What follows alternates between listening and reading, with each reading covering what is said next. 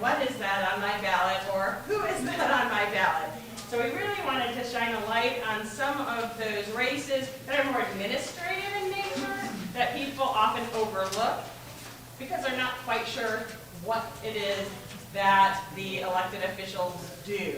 And so I'm delighted to have folks here, both who are incumbents, who are currently serving in these offices, as well as candidates on the 2024 ballot who are running in the Democratic or Republican primaries. I'm Elizabeth Bennion. I'm a professor in the Department of Political Science at IU South Bend and director of the American Democracy Project. Some of these folks you see walking around are American Democracy Project interns, and we're a nonpartisan group that tries to get students involved and equipped with the knowledge and skills and experience they need to become active members of their communities, make a meaningful difference in their communities, and also be engaged in the electoral process.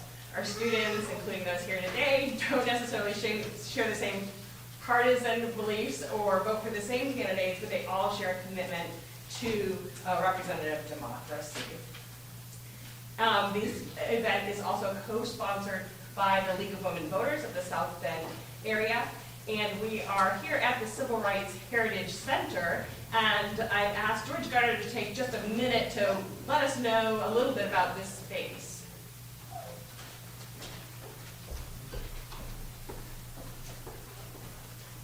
Thank you for that, Elizabeth, and appreciate everyone being here. I see a lot of familiar faces, but some that I don't yet recognize. One show of hands from who is it their first time in this space?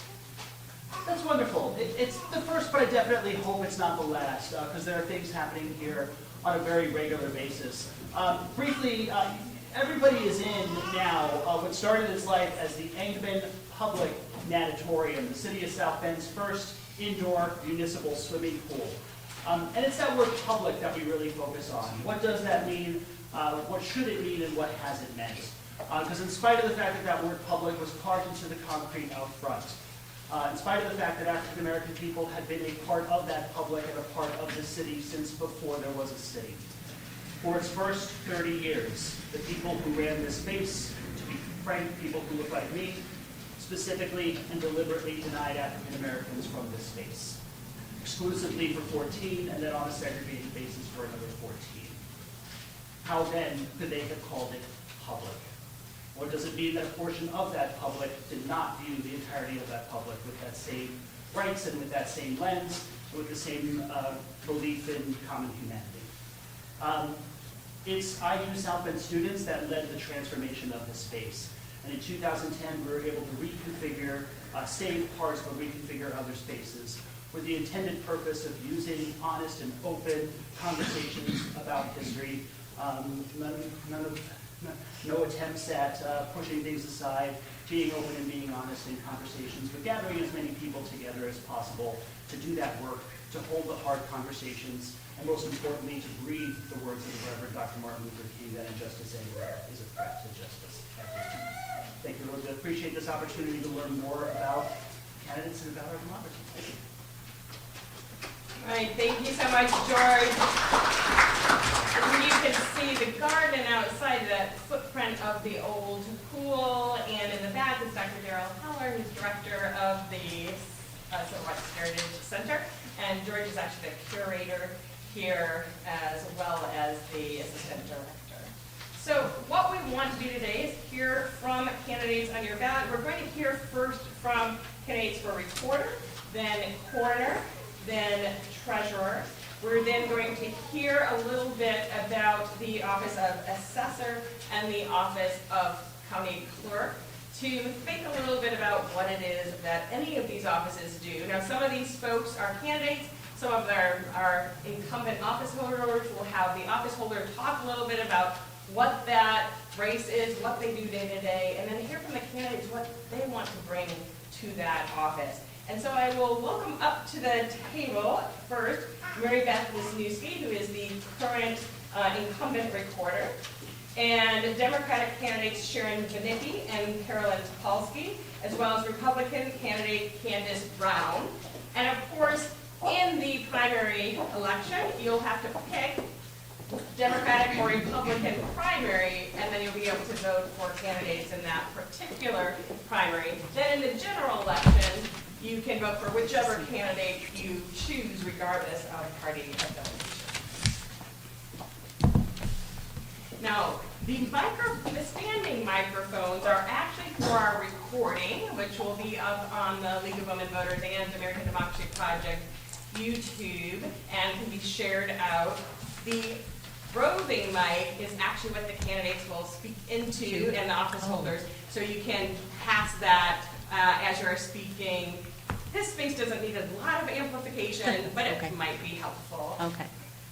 All right, so we're going to start with Mary Beth Wisniewski, who is the current recorder. And the question really is, what are you recording? What is it that this office does? And what would you say if somebody asked you, what does a day in the life of the recorder look like? Okay. Well, good afternoon. I'm Mary Beth Wisniewski, the current county recorder. I just want to thank Dr. Benyon, the American Democracy Project at IU South Bend, the League of Women Voters, and the Civil Rights Heritage Museum for hosting this event this afternoon. The elective office of the recorder was one of the first offices created by the Constitution of the state of Indiana back in 1816. The recorder's office is limited to a 4-year term. When I first ran for recorder in 2016, the most frequent question that I got was, what does the recorder's office do?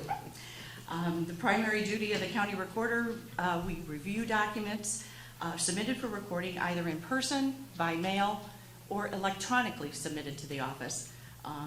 We make sure that they meet those recording requirements that are required by Indiana code, and we maintain those documents for perpetuity, forever.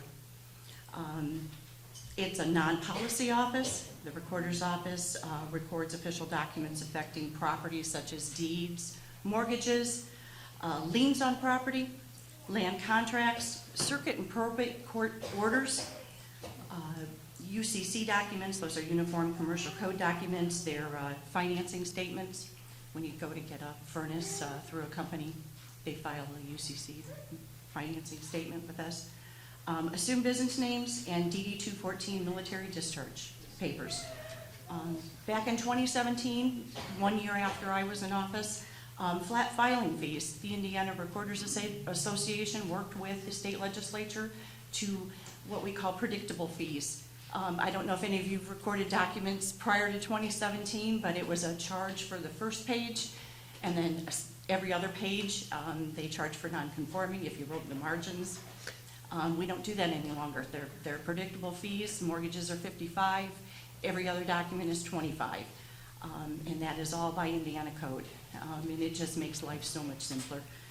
The recorder's office also offers a free property fraud alert service through our software vendor. It is just like kind of, I hate to bring up LifeLock, but it is a free service.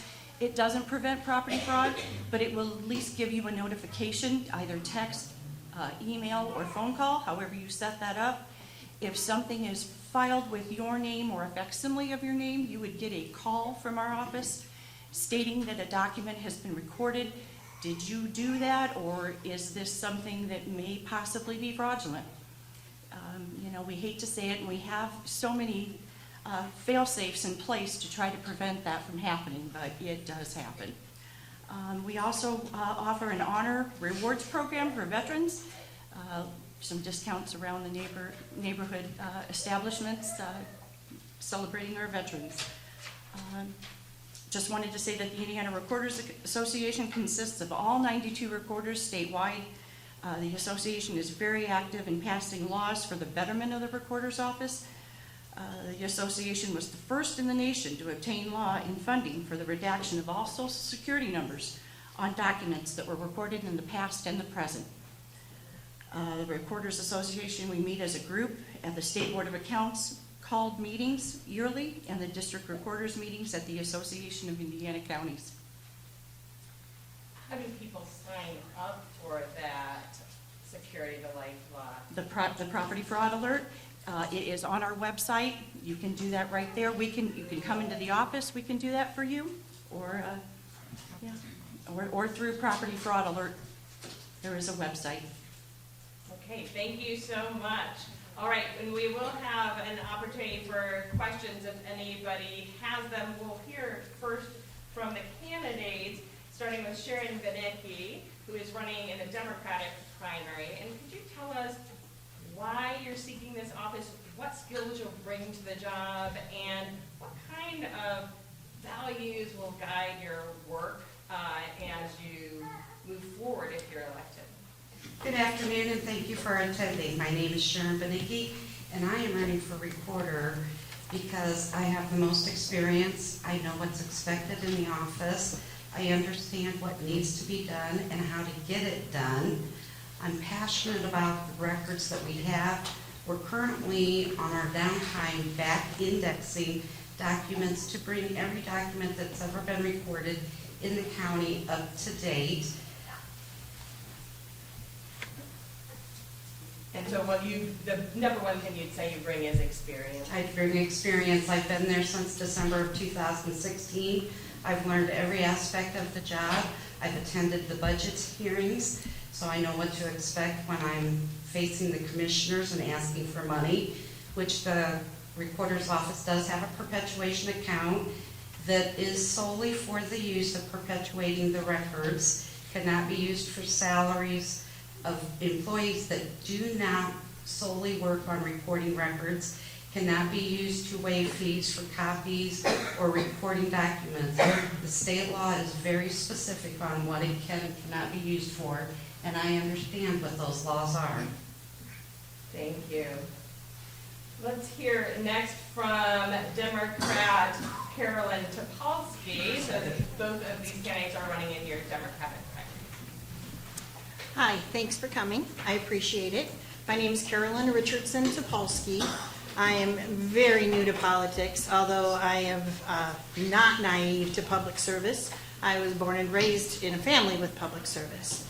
What I really feel I could bring to the recorder's office is customer service. And what I mean by that is everything nowadays is online. You can buy a house online. You can get your medical records online. You can schedule any appointment you need online. Right now, the current recorder's website is a little sterile. You can't do a whole lot. You have to know what you're doing. It's costly. I think that the code is very strong on how the office is run. Clearly, Mary Beth, the incumbent, said, how strict the codes are. Every county office follows them. I currently work for the auditor in the plat room. I manage the plat room. I've done that for 7 years. I bring 25 years experience of management coming from the marketing industry.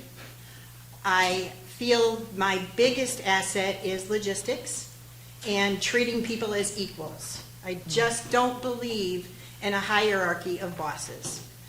We answer to codes. Our biggest responsibility is making sure taxpayers' needs are met whenever they need them. That's our job. Our job isn't anything else as a recorder. Make sure those documents follow code, and the book is right there. I have a handbook at home. I've been studying it, but I also follow it in the auditor's office. My office specifically transfers deeds. We work hand in hand. I know what they do. They know what I do. My experience comes from a lifelong job of being in management. I also owned and ran my own graphic design business for 5 years. So I'm not scared of asking for money. It's part of life. I'm not afraid of asking what if, and I'm certainly not afraid of learning new things at my age. Thank you. And we will now hear from Candace Brown, who is a Republican candidate for recorder. Hi, I'm Candace Brown. Thank you all for this opportunity. Thank you, Elizabeth. I also want to thank the candidates because this is something so new to me, and anybody who does this and gives up time with their family I thank you all for putting it out there, let the public choose. I'm running for county recorder as a fresh perspective. Obviously, I've never been in politics, but I do love my party. I'm running because I'm a local business owner and just serving my community. I work right now. I'm a screen printer and embroiderer. I own my own business as well.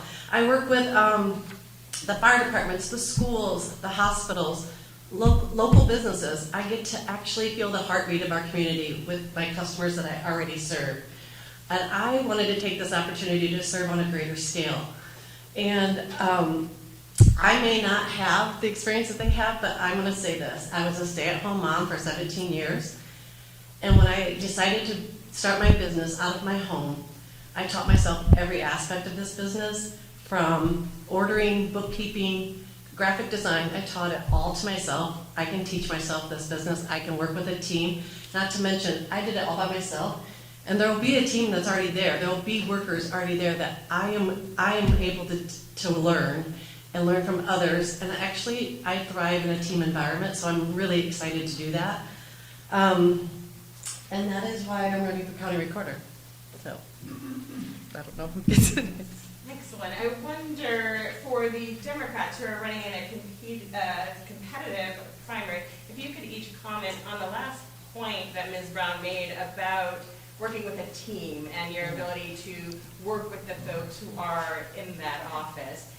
And then we'll turn to the audience and see if there are any questions about what it is that the recorder does or what folks have said. Well, being in the office right now, I am very proud to say that daily we get compliments about our customer service and how well we're taking care of everything, how the customers are happy with the way things are progressing. We deal with the attorneys who are very thankful that we do help them and work with them. It is a team environment. If there's a question that one of the coworkers has, they reach out and ask another coworker. If one stumbles, the other one picks up the pace. It is truly, it's not just a one-man show. Not one person does just one job and then the next person does one job. Everybody in the office is trained across the board, and there's not a position that the current team cannot do. Thank you. That really goes back to what I said about there's really no boss in this situation. Every single person has their role. We have to follow code. Every single code has a step. If this step isn't done, that step's not getting done. It has to be a team. You have to work together. And I think it starts with just being nice to people, frankly. Teamwork. I've been born and raised in sports, played softball for 40 years in the local leagues. I'm not opposed to teamwork. You can ask my team in the auditor's office if you'd like. Okay, any questions from the audience about the recorder's office? Things that you're still unclear about? A Yes. question for either or all. The recorder fees that come in, do they go into the county general fund? Do they actually support the office itself through self-funding? Or how much taxpayer support is needed for the office itself? Elizabeth, I'd like to answer that. Sure, so where do those fees go and how much taxpayer funding is needed to run the office itself? Dr. Binion, as incumbent, just real quick, I have from where each thing gets separated. Great question, Keith, thank you. Out of the mortgages, the $55 fee, 34 of that goes to the county general fund. $5 goes to the county surveyor's corner perpetuation fund. $11.50 goes into the recorder's perpetuation fund. $2.50 goes to the auditor of the state, and that's for the state general and homeowners protection fund. $1 goes into the county identity security protection fund, and that's to redact out those social security numbers. $1 goes into the county elected officials training fund, and that is to allow for education for the county offices. It was originally for just the elected office holder, but that state law has changed, and they now will allow deputies to go. The fund is pretty solvent, so they have divided that up to all the elected offices so that they can continue training and education for their staff. And then that's, they're talking about a county housing trust fund, but that has not been passed by the county council yet. So that's where 55, when you pay for a mortgage, that's the breakdown there. And then with the other documents, the $25 fee, $8 goes into the county general fund, $5 to the surveyor's corner fund, $10 into the recorder's perpetuation fund. There's nothing to the auditor out of that $25 fee to the auditor of the state. The County Identity Security Protection Fund gets $1, and then the County Elected Officials Training Fund gets $1 for the total of $25. And the only other county that has different fees is Marion, of course, with their Unigov. They have higher recording fees. So actually, the office is less funded by taxpayers. Correct. Fees. Correct. Great question. Any other thoughts on that before we, if there are any other questions? Any other questions about the recorder's office? That's a great question. I would ask if you all think that the current codes are sufficient to ensure that sunshine laws are followed and that the public has access to documents that they might wish to see. With cybersecurity, we did have a free search, but that search was getting botted. I don't know if you remember when you have to put in, you pick out the certain things that tells you the motorcycles or lights. Somebody was data harvesting that information. So our vendor was put on alert. We had to lock down that system a little more. You can put your name in. You can see that there is a deed or a mortgage or a UCC or a lien, but it won't show you that document. You have to either come into the office to use the free public computer, or you can, we have a one-time search that you maybe just want to look up your deed. It's nothing that you'd want to be a subscriber to for our long-term searches.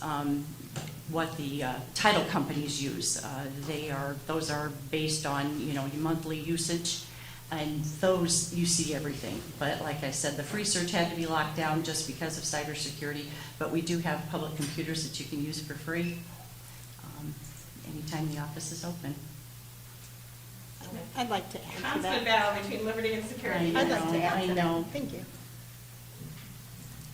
Yeah, it's definitely a very scary time out there with the internet. Allen County currently has on their website similar to the kind of things I'm talking about, the searching, the specific searching.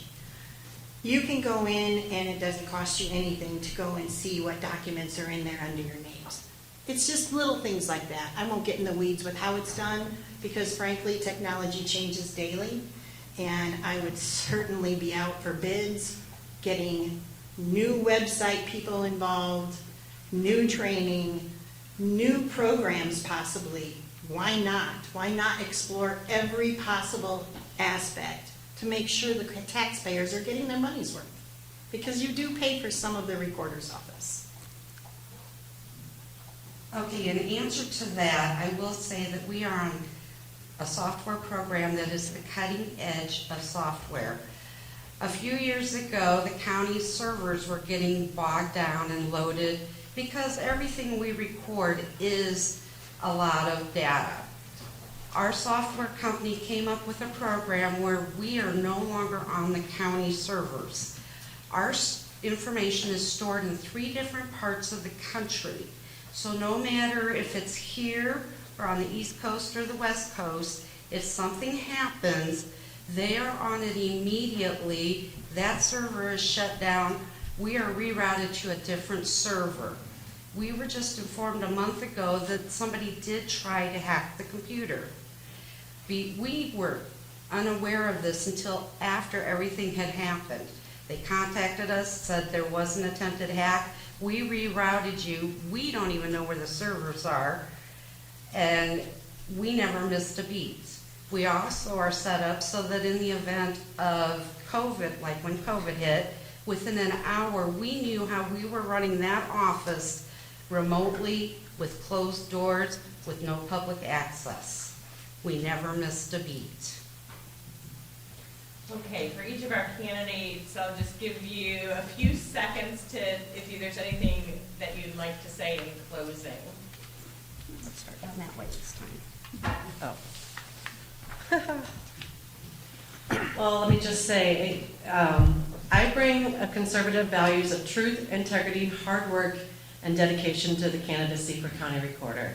These principles guide every aspect of my life, and I will ensure that every decision I make in the office is grounded in honesty, integrity, and working tirelessly for the community. Your records, your rights, your recorder, Candace Brown. That was nice. Thank you. I really didn't prepare closing arguments. I'm really sorry. I didn't think about that. But I will put my 25 years of marketing experience on the table. To be in marketing, you have to be cutting edge. You have to ask what if. It's a county office. They haven't changed things. I know, I've been in the auditor's office. They haven't changed things in 30 to 40 years. Proof of my work, go to that auditor's website, sjcindiana.com/auditor. See what the changes are. You can now go online, do your deduction forms, check ownership, tax sale properties, right there. You can bid. Everything is now online that the auditor offers. That's what I'm about. Vote for me, hopefully.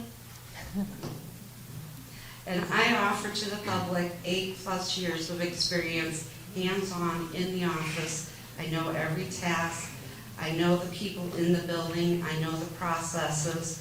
I know what happens behind the scenes, and I am ready to take that challenge on. Thank you. We will hear from Mary Beth again next because she's actually running as treasurer, so she's staying at the table. Thank you to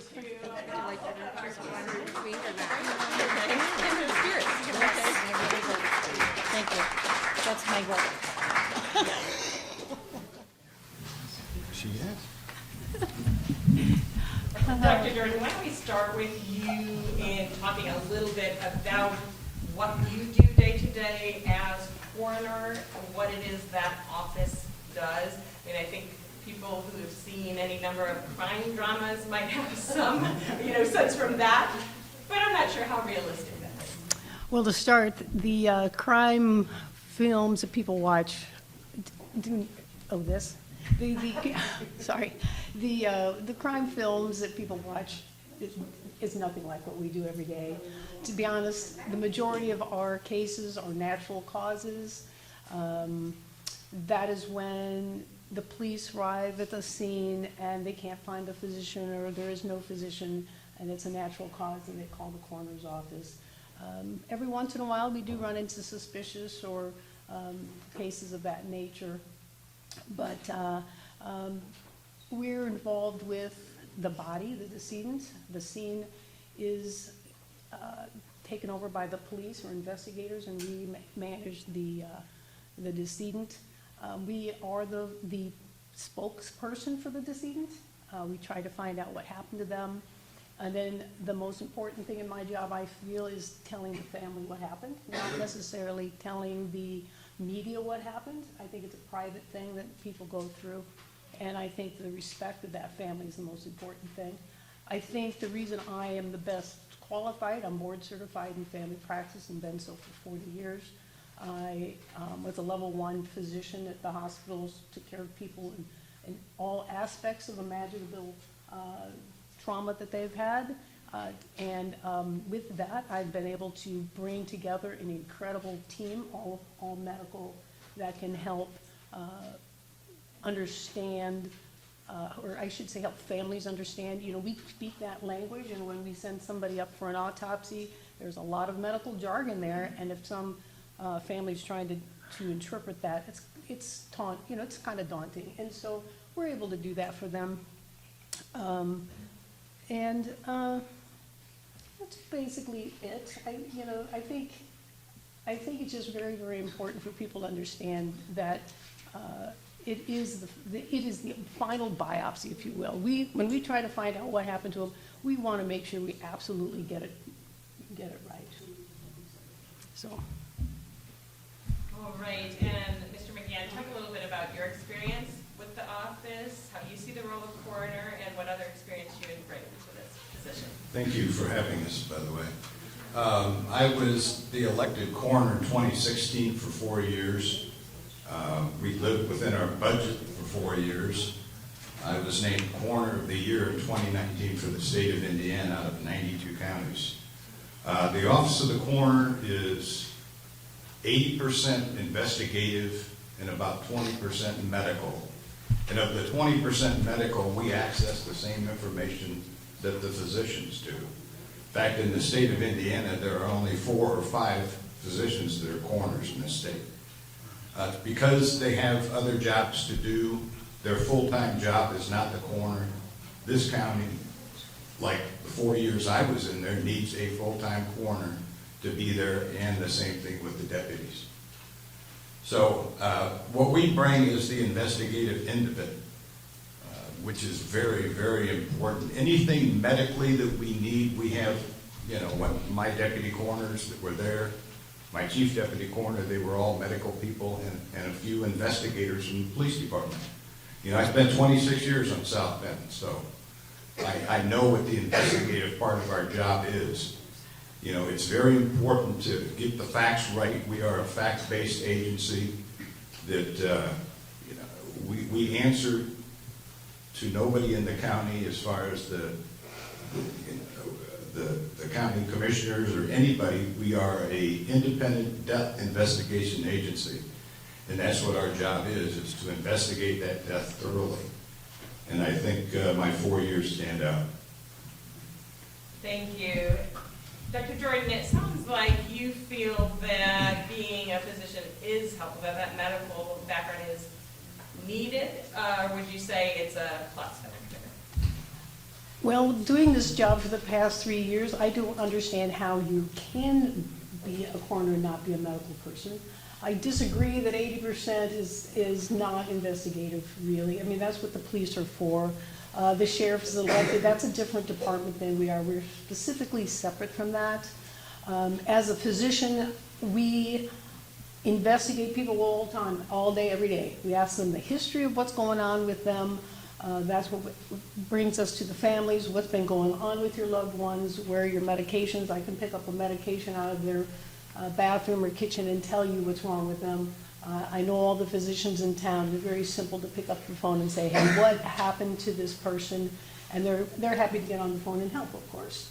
And then if we do run into trouble with trying to figure out what exactly happened, we don't send them to the police department. We send them to forensic pathologists who are all physicians. And that's because that is the ultimate thing that our department does, is to figure out what medically happened to them.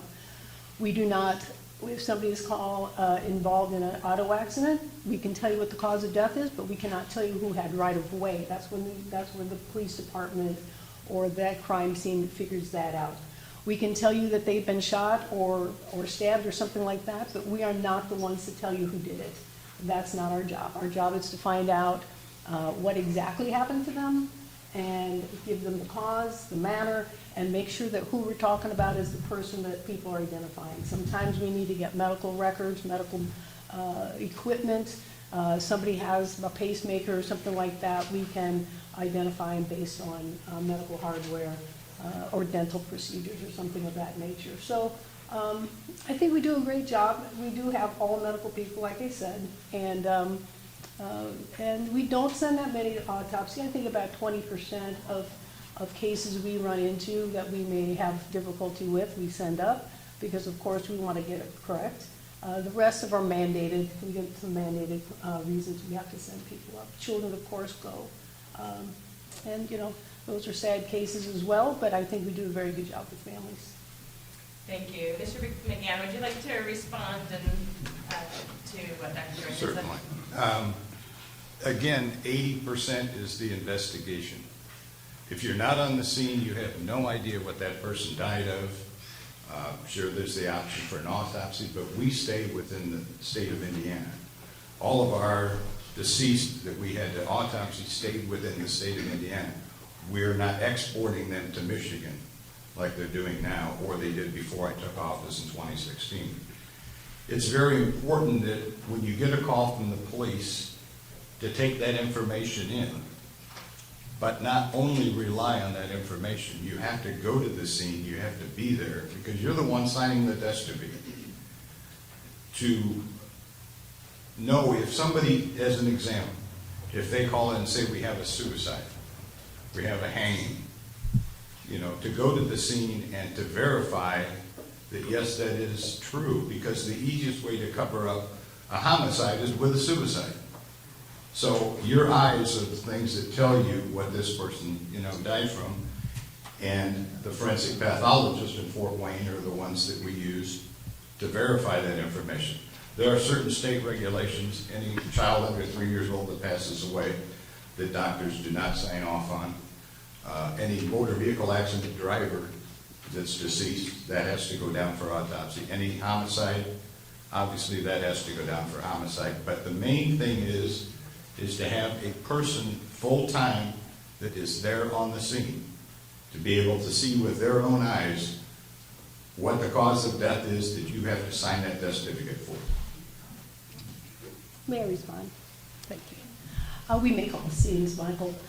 So we go to all the scenes. The reason we have chosen I went to Fort Wayne, I went up to Kalamazoo, and the reason I chose Kalamazoo is that they have a stable of forensic pathologists. They have forensic odontology, they have forensic anthropology, they have everything we need. They also offer us a very expensive, yet free to us, genetic mapping for children and anybody else that if we needed to extend some investigation and give closure to families.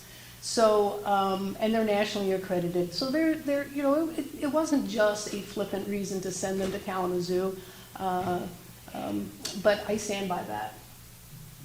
Do we have any questions for both of the candidates? And if you are too shy to ask your question, you do have a note card and you can write it there. Yes. Actually, I didn't come here to ask questions. I came here to support Mike. But this lady, in 2011, her son was hung by the Ku Klux Klan. The coroner's office, and Mr. McGann wasn't appointed either with you, cremated his body in violation of state statute in less than 48 hours. The Young Turks can't even get an investigative story and determine he was in fact hung by the Klan. He obtained pictures that show when he was taken from Penn High School at age 16 and was not discovered until Thursday afternoon. He didn't commit suicide. He was hung by the Klan. And yet, the coroner's office then, after a half-an-hour investigation, and I don't think people know that the coroner, correct me if I'm wrong, is the highest-ranking police official in the county, and they have authority to even arrest the sheriff. Didn't do any of that. So it's great that you can know what my blood pressure is or that I died. So this lady's here. Because the coroner didn't do an investigative job. I'm trying not to cry. But for 13 years, we've been trying to get someone to do what that coroner didn't do.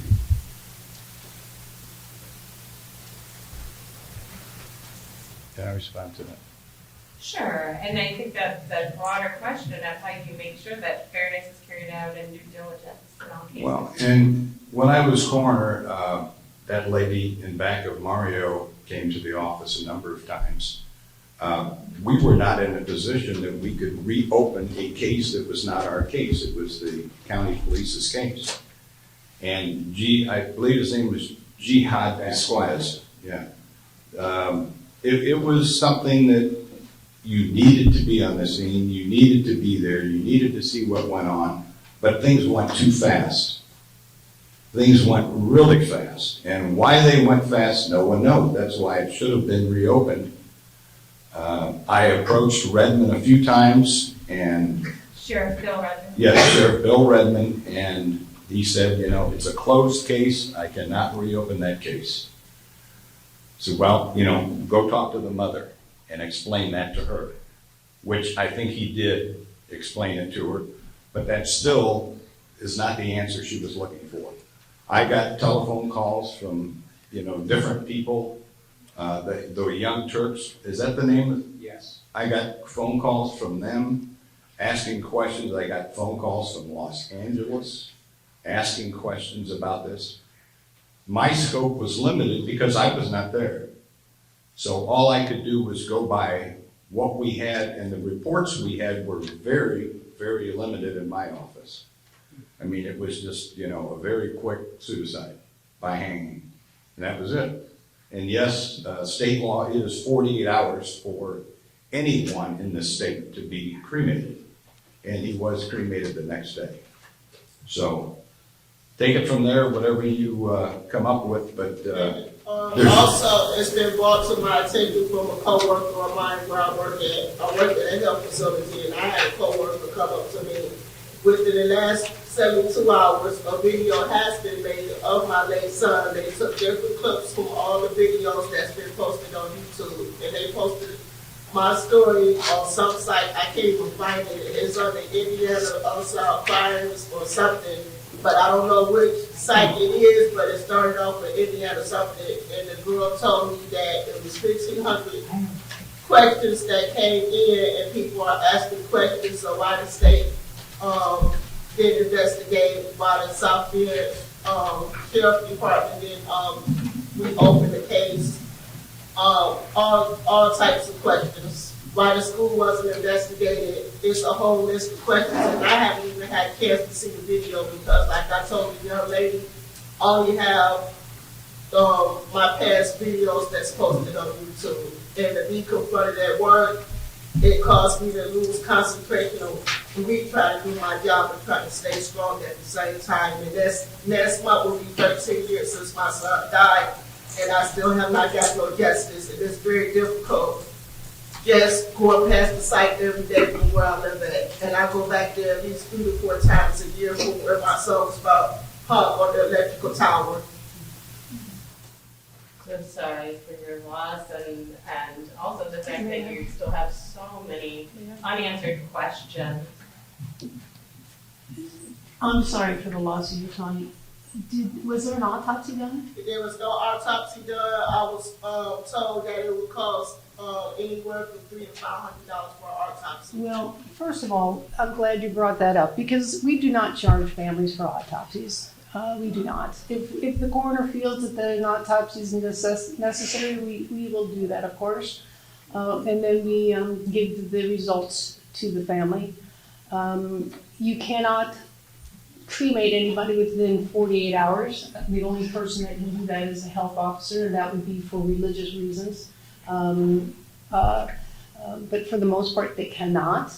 Now, going to the scene and whatnot, that would have gone to an autopsy, and then usually what that would happen under my jurisdiction is that the forensic pathologist would render an opinion. Now, whether or not that person did that on purpose or somebody else did that, yes, and in fact, the scene would be helpful, but also getting a story from everybody. We ask people, all about the suicides and whatnot to see if that even is a reasonable alternative or reasonable solution or explanation of that. So I had a meeting with the county police, and they told me that it would be in the best interest that the pictures were too graphic for me to see. I never saw the pictures, but I know that one officer that's no longer with the county police has a copy of those pictures. I was also told by another police officer, he told me for my own good, he told me move on with my life and forget about my son. What's done is done. And that I don't know what I'm talking about when it comes to my son's loss. And that I'm crazy and that I don't know what I'm talking about. And it all started with a school fight over his own phone. The dean kicked him out of school for 4 days. During the course he was kicked out, he was found dead on the electrical tower.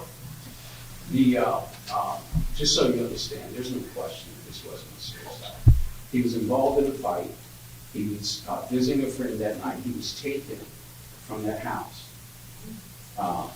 by the person that he had a fight with. He was next seen Thursday, approximately 1:30, reporting the police report. Penn High School administrator warned him, his mother, do not take public transportation. Or the school bus. Or the school bus. In attendance at the funeral was the head of the Klan room. station uninvited.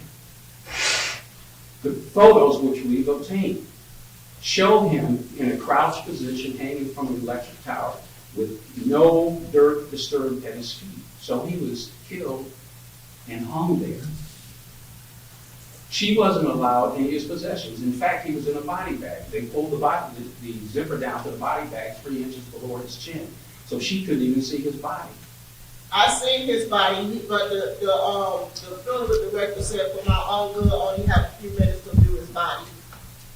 I was able to pull the zipper down to his feet and stuff, but he gave me only a few minutes to view the body, and I said why. He said for my own good, that was the best way. So the whole point is this started with the office of the coroner, and neither one of you were in office. That's our point. So when we talk about investigative, to me, as a pastor who, this is a member of my congregation, I've been going through this for 12 years. The investigative part, it may only happen once a year, but if it's not done right, this is the result.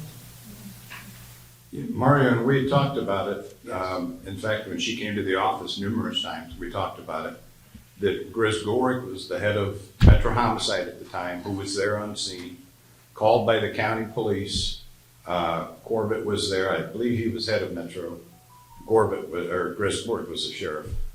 But everything just seemed, from what I can see, and I can't say personally, but from all the reports and talking to both of you and the Young Turks and everything, that it was too rushed. None of the classmates, we have classmates constantly calling us saying, no one Right. will talk to us. And I, A half-hour investigation. sure. County officer responds, and a half hour later he says, whatever terminology. But closes. like I say, that has to go. The kid is. That has to go to the sheriff department for the sheriff that was the sheriff at the time and the present sheriff, Redmond, to reopen that. And we've made numerous requests for that, and it has not happened. So there's not a Thank thing you to very point much. I us think off. one of the things this case obviously shows is the importance of these races that people often overlook, don't think much about, but they can have life transforming and for families very devastating consequences if they don't have an opportunity to have their questions answered. And also the importance of working closely with law enforcement as well as the medical community. We have time for one more question. Thank you. This story is heartbreaking enough to hear, but it gives an opportunity for some understanding as to why this position is a partisan position. Does anybody have any historical information I could share as to why this is a partisan position? I'll answer that. I have no idea. I have no idea. I'm a Republican just because I'm a Republican, but I just found out last week that all of my coroner deputies are Democrat. So there you go. So it's the best person that I can find to do that job the best in an attempt not to have anything like that happen to any family member. That is very important to me. It's the same as if somebody was alive. You do not want to misdiagnose somebody because and this is the ultimate misdiagnosis really, because there's no looking back on that. And those are the things that keep everybody awake at night. You want to make sure you do the right thing. You do talk to family members and say, are you okay with this? I talk to every family member before I sign a death certificate and tell them what I'm signing because I want to know if they're in agreement with that, if there's something about, is there anything about this death certificate or the investigation that you disagree with? Just to make sure you get it right because there's no going back. Now, if there happens to be an autopsy, there is going back because they keep stuff. But it's a very important job.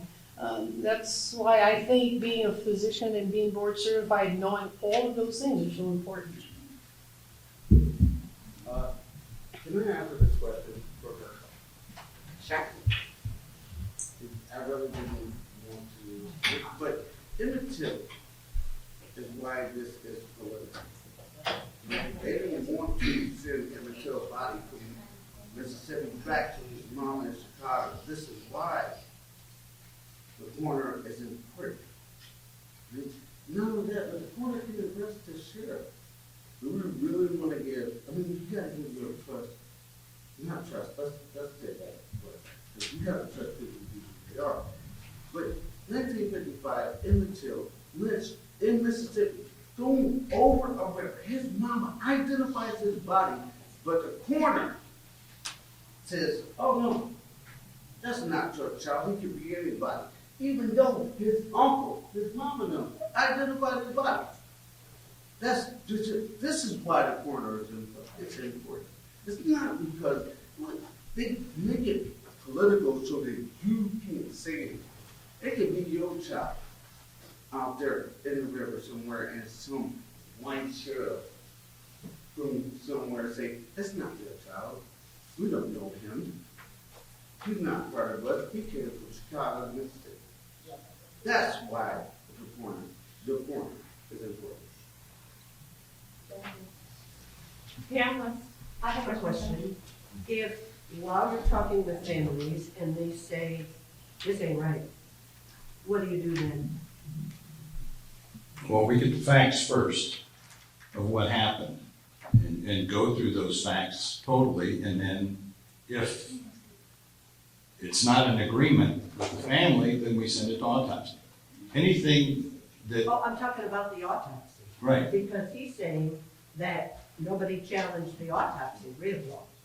What if somebody wanted to challenge an autopsy? they can have a second opinion on the autopsy. They can send it somewhere else and have a second opinion. Just like, if you go to a doctor, I have to send it somewhere? the coroner's office will do that for you. We'll make an exception to the rule. It has not been done in the 4 years I was in there. But we can make an exception to that, and we can have a second opinion on that autopsy, usually from a neighboring forensic pathology center. So it can be done. Pam, so being medical and being a physician and being the spokesperson for the family, because that's what we are, and when the forensic pathologist comes up with the cause and manner of death for us, and we read through it and we can tell them about their heart and all these things. And if a family disagrees, I'll say, well, what do you disagree about? And they'll say, well, I didn't know, blah, whatever. I'll pick up the phone and I'll talk to the forensic pathologist and say, hey, what is the story? Because my family doesn't agree with what your outcome is. And they will call the family. They will call them and say, well, this is what we found, because they're totally impartial. They don't know anybody. They just know what we tell them. They know that if they go up to autopsy, they're getting all the medical records, they're getting all the police records, they're getting everything, and they're rendering an opinion based on all the information that they have. And if family disagrees, we will absolutely call them and say, to send them for another opinion, of course. That's what I do all the time. Somebody wants another opinion, I'll let them, of course, do that. I have to sleep at night. So, not too often. I don't think I've ever had that happen where somebody disagreed with an autopsy report, but there are ways to get around that and make the families feel confident about that. Yeah, I got a question. Okay, final question. Oh, Go ahead. yeah, I'm just realizing, no matter what, God promised, the truth will come out. Now, if anybody know anything about this case, let's get to the truth.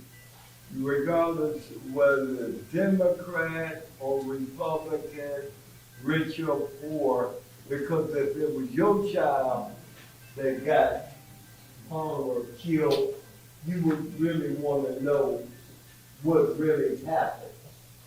And God he said he promised to reveal the truth about anything that you know or you can dig up to find out the truth of the situation of the matter. The truth of the light will set you free. Am I right, man? Yes. So we need to all pull together, because it'll be us next. We need to find the truth regardless of Republican or Democrat. Okay, that's all I'll do. Thank you. Okay, thank you. And then I'll just take a final word from each of you. I'm sure you agree that the coroner is for everybody, Democrats and Republicans, as you said, Secretary, you didn't even realize your deputies were Democrats. What would you say to that in final word? All of mine were Republicans, so. Yours were Democrat, mine were Republicans, so, including my chief deputy coroner who's sitting there smiling, so. Well, there you have it. You know, I do have to say, being a coroner is a very difficult position to do, and you know, we've recently gotten a morgue, but I said, you know, I stand on the shoulders of my previous coroners, including Mike. You know, Mike tried to get a morgue going. You know, all the coroners do a very, very difficult job. Everybody's doing their best. I'm not here to say the people that came previously to me have done bad jobs. I don't believe that they have. I admire everybody who wants to do that and get pulled out all hours of the night. All I'm saying is that my experience, my education, makes me a more, maybe more obvious person because I do this every day anyway, and it's just an extension of what I do every day. There certainly is, just in terms of your question, a big debate about whether the coroner should be an elected position or not. The American Medical Association has said they should be perhaps appointed by a court and that they should be independent of law enforcement. There are lots of different ways that you might imagine this happening, but Indiana does choose to have all of its elections right now, except for school board, be partisan elections. There's even been questions about that and changing those to partisan elections, so the state might be going in the opposite direction. But I think that's an open question for the public. Did you want a final word? Is this the final word? Okay, I grew up in a funeral home when I was young. You know, I was raised on North Michigan Street at our first funeral home. And I've been in the funeral business and around families, grieving families, all my life. So I know how to deal with families. I've been a police officer for 26 years. I'm the vice president of McGann Funeral Home, which is the oldest family-owned business in St. Joseph County. So we have been here for a long time. We understand exactly what the families are going through, the investigative process that needs to be done to come up with the final answer that the family needs to hear. And that's the thing, they need to hear a final answer. It has to be a very, very thorough investigation. That's right. Mrs. Jordan? I can't disagree with that. Of course, they need a thorough investigation and do the best that we can. All I am saying is that being a medical person with board certification and all my experiences, all of my contacts, I've lived here my whole life as well, and I am just saying I am a better candidate. All right, well, they will not be directly competing this May, but they will be directly competing in November, so you have gotten a sneak peek at that. Thank you.